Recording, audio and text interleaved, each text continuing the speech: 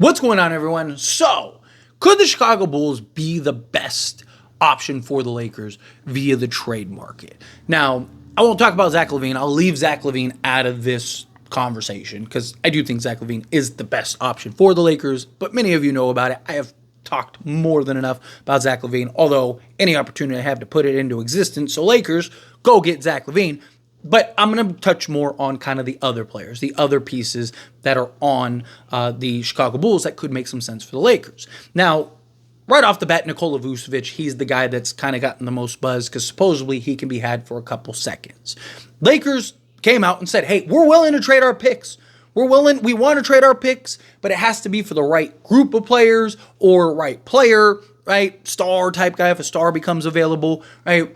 There's the talks of like, hey, we're open and willing to do it. This is now the second time we've heard this, right? Rob Pelinka in a press conference said he's willing to trade the first, even if it's just for like a marginal move, if it's the right move, right? They want to keep what was the Lakers' excellence or however it was put, right? So Lakers are looking for the right piece to kind of try to go make one last push, one last swing with Anthony Davis and LeBron James. Okay, well, you look at Chicago, right? What do they have? Well, they have like a Davion Carter, give you a good point of attack, 3-and-D style guard. Not as your starter. I don't really like him as your starter, but he'd be nice as like an addition. Ayo Dosunmu, he would be great, right? Young, 24 years old, 6'5", kind of can play either guard position, give you athleticism, defense, point of attack. Him and Max Christie could kind of be your point guard, shooting guard for now and the future. Kobe White, there's been kind of talks and murmurs about them potentially looking to move Kobe White.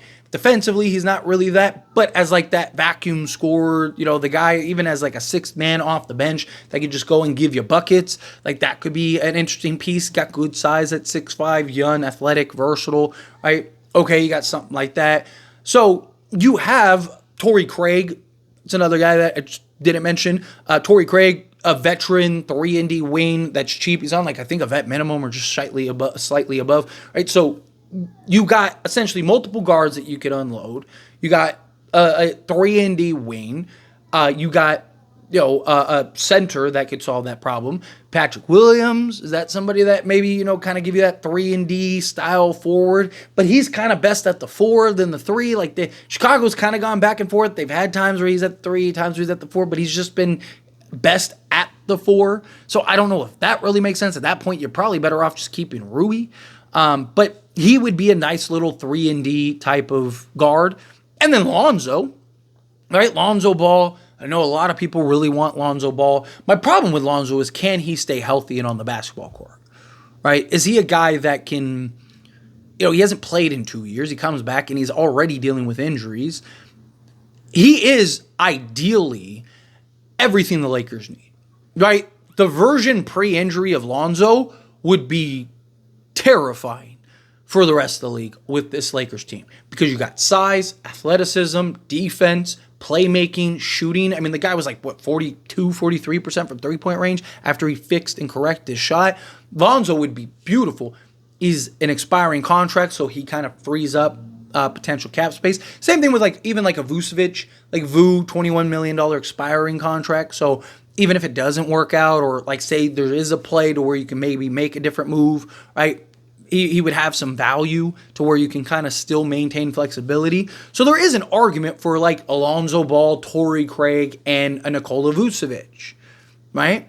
That could be something interesting. Or what about, say like I said, if you can get an Ayo, a Vucevic, Craig, and a Carter, or a Carter, right? So again, that gives you multiple kind of defensive pieces.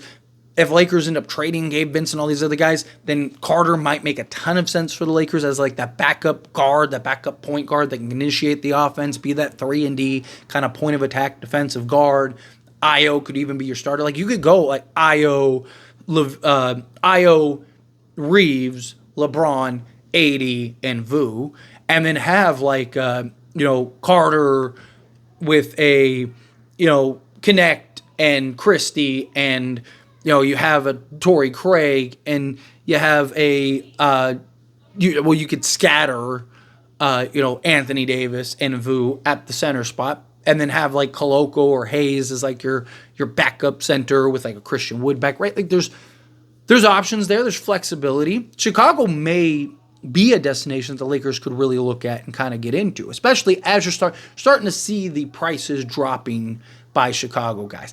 And they need to get into the like bottom 10 because their pick, they can end up messing around and lose their pick. It's kind of like the biggest argument why they should just like give up Zach Lavine just to give up Zach Lavine, because they might not have a choice. They need to clear the deck as far as the guards and stuff go regardless, because they have like 6-7 guards. And on top of that, you have, and that's not even counting Dort, right? That's another guy that the Lakers could go get. I completely blanked on him. So you got Chris Dort, right? Like, you got multiple guys that make sense for the Lakers, but also that Chicago really kind of could get off of and probably should get off of, because they're going to pay Giddey. Giddey's going to be their guard for the future. And then either an Io or a Kobe White are probably going to be the other guy, unless they end up drafting or finding that other guy. But Chicago, if they don't start getting off of guys and making decisions here, they could be on the outside looking in. As far as like the top 10 goes, they finish 11th, they're screwed. And do you really want to play with fire there? Because all it takes is like, let's say that they're like 9th.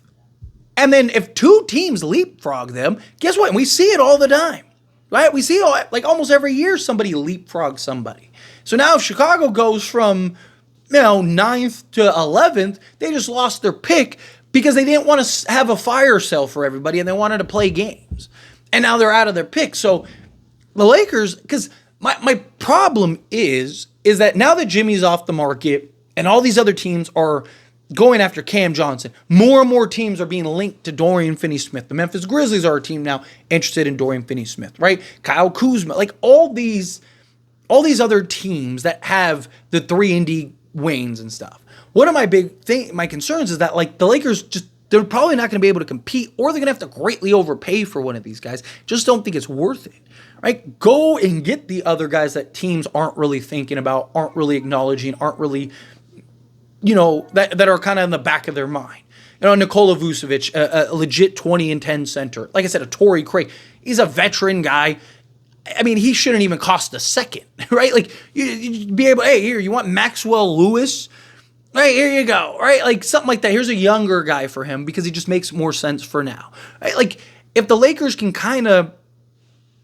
It's easier to find a deal with one team and get multiple pieces than it is several teams and get multiple pieces, right? Get one from this guy, this guy, this guy, this guy. Because you now, like, this team wants this guy, but this team wants this guy. And then this team wants this guy. Now you just kind of get jumbled, or...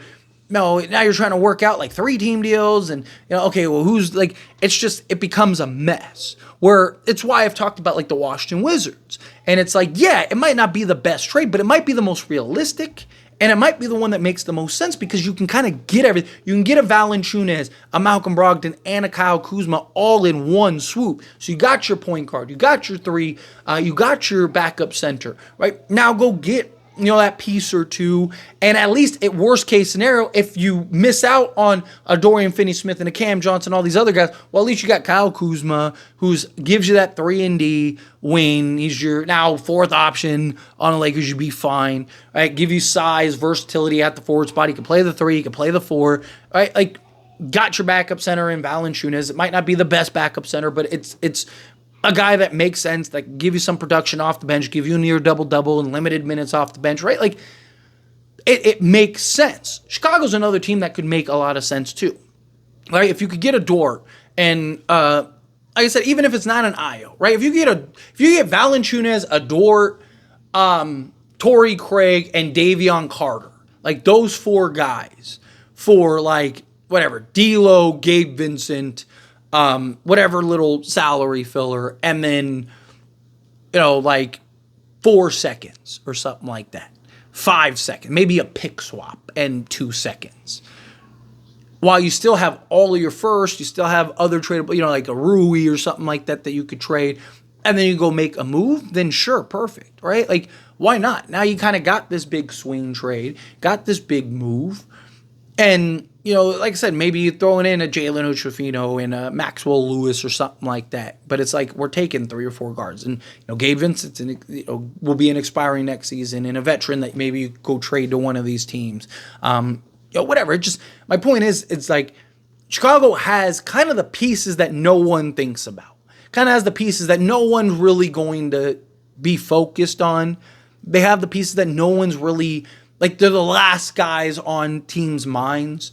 So it's kind of like, I've talked about it, like all the shiny stuff is in the front of the store. Go to the back door and just get the things, the value, right? Again, it might not be the best trade, it might not be the best, but if you can still have all of your first, still have a bunch of flexibility in the offseason, right? And if these pieces still there, maybe, like I said, you go get a Bruce Brown or something like that, or maybe go get that kind of last piece, but you've kind of reshaped your roster entirely. You've gotten 3 or 4 pieces that come in that make sense, that kind of fill holes, fill needs. It'll give you some two-way help, give you some defense, point of attack, things like that. I don't hate the idea. But anyway, as always, this is a discussion, and I pass the question on to you. Let me know your thoughts and opinions down in the comments below. What do you think? How do you feel? What are your thoughts? Do you agree with me? Do you disagree with me? Do you think, like, yes, go get, go figure out a package from Chicago, go get a Kobe White, a Lonzo Ball, like any of these guys? Or do you think, no, stay away from Chicago. Chicago isn't the answer. Go to a Wizards or one of these other teams. However you feel, whatever your thoughts are, I'd love to hear it. So let me know down in the comments below. That being said, if you haven't liked this video, hit that like button. Helps me out. So we enjoy these types of videos, and I truly appreciate it. Not subscribe channel, hit that subscribe button. Turn on the bell notifications. Appreciate y'all. See you in the next one. Thank you.